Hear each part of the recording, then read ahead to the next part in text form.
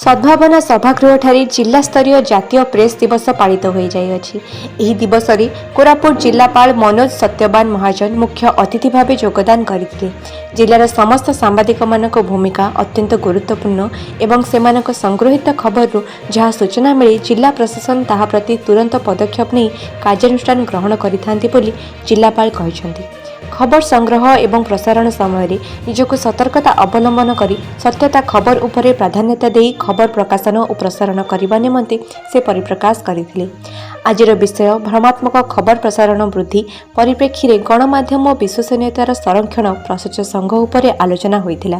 केंद्रीय विश्वविद्यालयर सहकारी प्रोफेसर प्रदोष कुमार रथ मुख्य वक्ता भावे जोगदे आजिर जुगर वैद्युतिक गणमाध्यम एवं मुद्रण गणमाध्यमर सत्यता खबर प्रकाश करा जाइथाय बोली कहिसंती।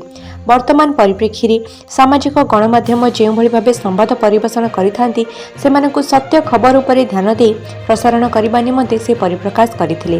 केंद्रीय विश्वविद्यालयर वर्तमान परिप्रेक्षी रे सामाजिक गणमाध्यम जेउ भली भावे संवाद परिवेषण करिथांती सेमानकु सत्य खबर उपरे ध्यान दे प्रसारण करबा जरूरी बोली से परिप्रकाश करथिले।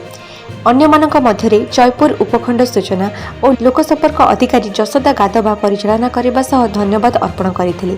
जिलार अनेक सांबादिक उपस्थित रही मत व्यक्त करथिले। जयपुर कोरापुट जिला प्रतिनिधि कृष्ण खरांक रिपोर्ट ओडिशा 51 लाइव।